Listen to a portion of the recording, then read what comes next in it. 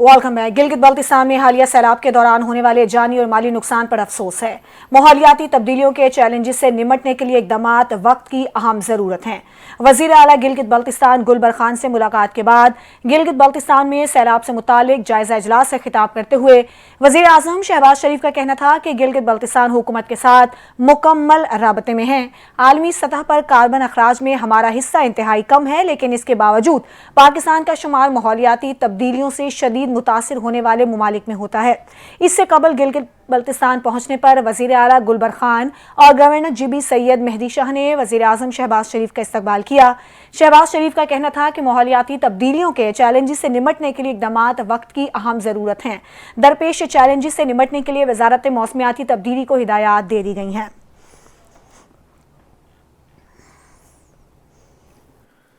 وزیراعظم شہباز شریف نے گلگت بلتستان میں انفراسٹرکچر کی بحالی کے لیے 4 ارب روپے کے فنڈز کا اعلان کر دیا۔ وزیراعظم نے گلگت بلتستان میں حالیہ بارشوں اور سیلاب سے متاثر افراد میں امدادی چیک تقسیم کرنے کی تقریب میں شرکت کی۔ شہباز شریف نے متاثر افراد میں امدادی چیک تقسیم کیے۔ وزیراعظم نے کہا وفاق اور گلگت حکومت قدرتی آفات سے نمٹنے کے لیے مل کر کام کریں گے۔ وزیر مواصلات فوری طور پر انفراسٹرکچر کی بحالی کے لیے اقدامات کریں۔ وزیراعظم کا کہنا تھا اگست کے آخر تک دوبارہ گلگت کا دورہ کروں گا۔ جب تک آپ اپنے گھروں میں آباد نہیں ہوتے میں آتا رہوں گا۔ 100 میگا واٹ کا سولر سسٹم منصوبہ رواں مالی سال مکمل ہو جائے گا۔ شہباز شریف نے کہا کہ آئندہ دورے میں دانش اسکول کا سنگ بنیاد رکھیں گے۔ سکردو میں بھی اسکول قائم کیا جائے گا۔ نوجوانوں پر سرمایہ کاری کل کا مستقبل محفوظ کرنے کے مترادف ہے۔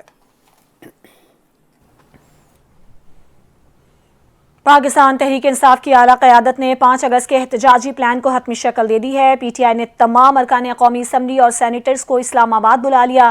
ارکان قومی اسمبلی اور سینیٹرز اڈیالہ جیل کے باہر احتجاج کریں گے، جبکہ ارکان صوبائی اسمبلی اپنے متعلقہ حلقوں میں احتجاج کریں گے۔ مرکزی قیادت کی تمام صوبائی صدور اور چیف آرگنائزر سے مشاورت مکمل کر لی گئی۔ ذرائع کے مطابق احتجاج تحریک تحفظ آئین پاکستان کے پلیٹ فارم سے ہوگا اور احتجاج کی مکمل نگرانی پی ٹی آئی کے سیکریٹری جنرل سلمان اکرم راجہ کریں گے۔ احتجاج کے لیے تمام ٹکٹس ہولڈرز کو بھی الرٹ کر دیا گیا اور صوبوں کے صدور اور کوارڈینیٹرز قیادت سے رابطے میں رہیں گے۔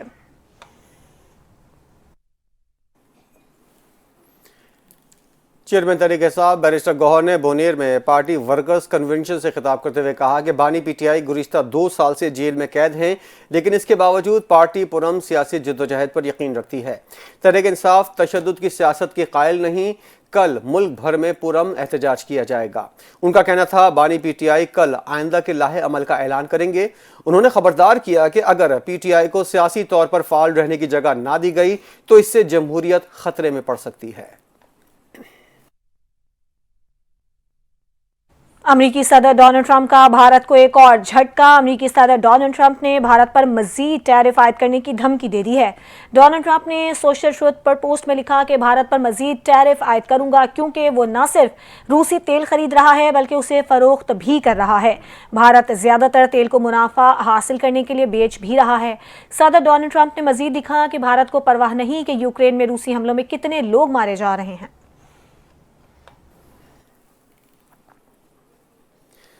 فیلڈ مارشل عاصم منیر کی قیادت میں پاکستان نئے دور میں داخل ہو رہا ہے۔ برطانوی جریدے دی اکانومسٹ میں 3 اگست کو شائع ہونے والے مضمون میں chief of army staff field marshal Asim Munir کو خراج تحسین پیش کرتے ہوئے پاک امریکہ تعلقات کی کوششوں کو سراہا گیا۔ دی اکانومسٹ میں شائع مضمون کے مطابق فیلڈ مارشل عاصم منیر امریکی تعلقات کو نئی جہت دے رہے ہیں۔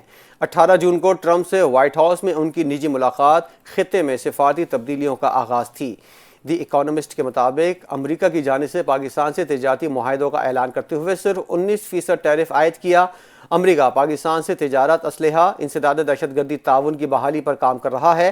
یہ جنوبی ایشیا، چین اور مشرق وسطیٰ میں امریکی پالیسی میں بڑی تبدیلی کا اشارہ ہے۔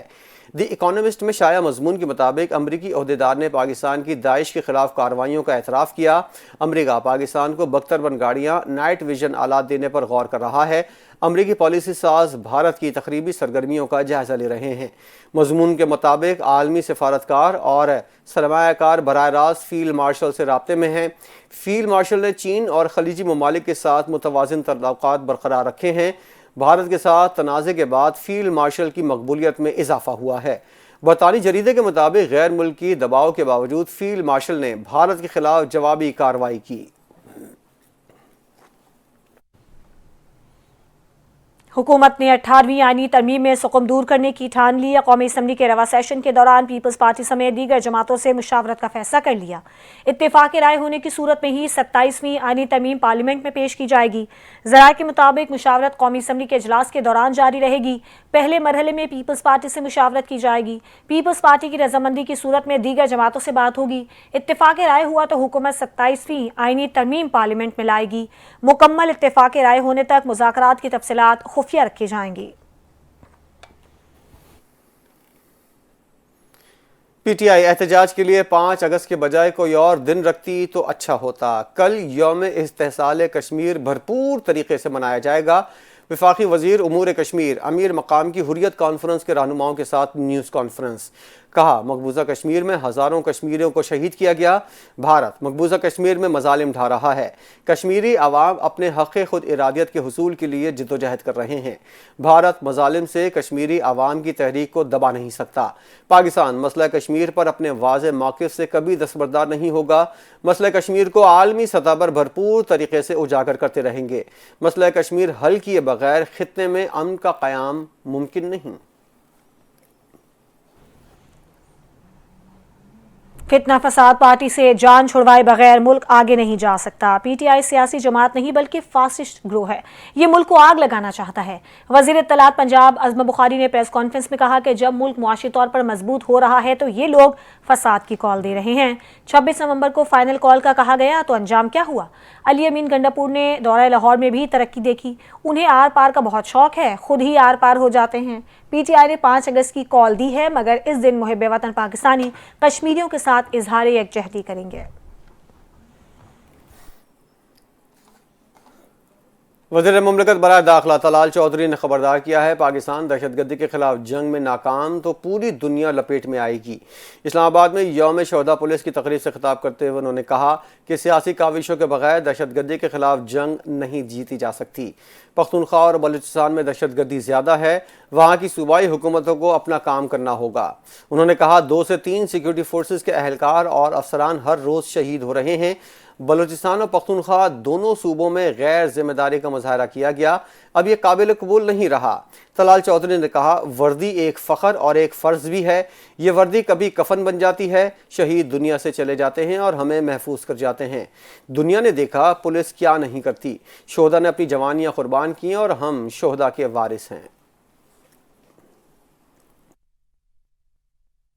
وفاقی وزیر قانون اعظم نذیر تارڑ نے قومی اسمبلی کے اجلاس میں اظہار خیال کرتے ہوئے کہا کہ سیاست میں نفرت اتنی بڑھ گئی ہے کہ ہم ایک میز پر بیٹھنے کے لیے بھی تیار نہیں۔ ہمیں اپنی غلطیوں کا اعتراف کرنا ہوگا۔ قومی اسمبلی کا اجلاس اسپیکر سردار ایاز صادق کی صدارت میں شروع ہوا۔ اس موقع پر وفاقی وزیر قانون اعظم نذیر تارڑ نے کہا کہ دوریاں اتنی بڑھ گئی ہیں کہ ہم ایک دوسرے سے ملنے سے گریزاں ہیں۔ سیاست دانوں نے ایک دوسرے کے ساتھ بیٹھنا ختم کر دیا ہے۔ شہباز شریف جب وزیر اعظم بنے تو انہوں نے بات چیت کی کوشش کی، اپوزیشن نے احتجاج کے بجائے مذاکرات کا راستہ اپنائے۔ سندھ کے سینئر وزیر شرجیل میمن نے سندھ پولیس کو پاکستان کی بہترین اور تربیت یافتہ فورس قرار دے دیا۔ سندھ اسمبلی میں اظہار خیال کرتے ہوئے شرجیل میمن نے کہا پولیس کی قربانیوں کی بدولت امن و امان قائم ہوا۔ گزشتہ 25 سالوں کے دوران سندھ پولیس کی کارکردگی قابل تحسین رہی۔ سینئر وزیر نے کہا کہ معاشرے میں روزمرہ کے مسائل سے پولیس براہ راست نمٹ رہی ہوتی ہے، مگر ہم اکثر پولیس کی برائیاں کرتے ہیں اور ان کا مذاق اڑاتے ہیں۔ انہوں نے کہا کہ پیپلز پارٹی کی حکومت نے سندھ پولیس کو فری ہینڈ دیا، جس سے پولیس اپنی پیشہ ورانہ ذمہ داریاں بہتر انداز میں ادا کر رہی ہے۔ پنجاب بھر میں آج یوم شہدائے پولیس منایا گیا۔ مختلف شہروں میں تقریبات کا انعقاد کیا گیا۔ ترجمان پنجاب پولیس کے مطابق پنجاب سمیت ملک بھر میں 4 اگست کو یوم شہدائے پولیس کے طور پر منایا جاتا ہے۔ کئی شہروں میں پولیس کے شہداء کی یاد میں شمع روشن کی گئیں۔ آر پی او، سی پی اوز، ڈی پی او سمیت سینئر پولیس افسروں نے شرکت کی۔ شہداء پولیس کے اہل خانہ، سول سوسائٹی، شہریوں کی کثیر تعداد نے بھی شرکت کی۔ شہداء کی یادگاروں سمیت مختلف مقامات پر شمع روشن کر کے شہداء پولیس کو خراج عقیدت پیش کیا گیا۔ آئی جی پنجاب ڈاکٹر عثمان انور نے کہا کہ شہداء پولیس کی لازوال قربانیوں کو ہمیشہ یاد رکھا جائے گا۔ شہداء پولیس جرأت اور بہادری اور ملک و قوم سے وفا کے پیکر ہیں۔ شہدائے پولیس کی فیملیز کی فلاح و بہبود اور ویلفیئر کا مکمل خیال رکھا جا رہا ہے۔ ڈاکٹر عثمان انور نے کہا کہ یوم شہدائے پولیس شہداء کے ساتھ تجدید عہد کا دن ہے اور زندہ قومیں کبھی اپنے ہیروز کو فراموش نہیں کرتی۔ انہوں نے عزم ظاہر کیا کہ شہداء کے اہل خانہ کی بہترین فلاح و بہبود اور دیکھ بھال ان کی اولین ترجیح ہے۔ قومی اسمبلی کا اجلاس مختلف جماعتوں سے تعلق رکھنے والے ارکان قومی اسمبلی نے سابق گورنر پنجاب میاں اظہر کے سیاسی کردار کو زبردست الفاظ میں خراج عقیدت پیش کیا۔ ان کے انتقال پر دلی افسوس اور تعزیت کا اظہار کیا۔ قومی اسمبلی کے اجلاس میں وزیر دفاع خواجہ آصف نے کیا، میاں اظہر سے میرا ایک دیرینہ تعلق تھا۔ میاں اظہر سچے اور محب وطن سیاستدان تھے۔ انہوں نے ہمیشہ صاف ستھری سیاست کی۔ وزیر اطلاعات عطا طاہر نے کہا، میاں اظہر کا لاہور کی سیاست میں بڑا مقام تھا۔ میاں اظہر کی وفات سے سیاسی خلا پیدا ہو گیا ہے۔ میاں اظہر کی خدمات کو ہمیشہ یاد رکھا جائے گا۔ وفاقی وزیر رانا تنویر حسین، لطیف کھوسہ، فاروق ستار، راجہ پرویز اشرف اور دیگر رہنماؤں نے میاں اظہر مرحوم کو زبردست الفاظ میں خراج عقیدت پیش کیا۔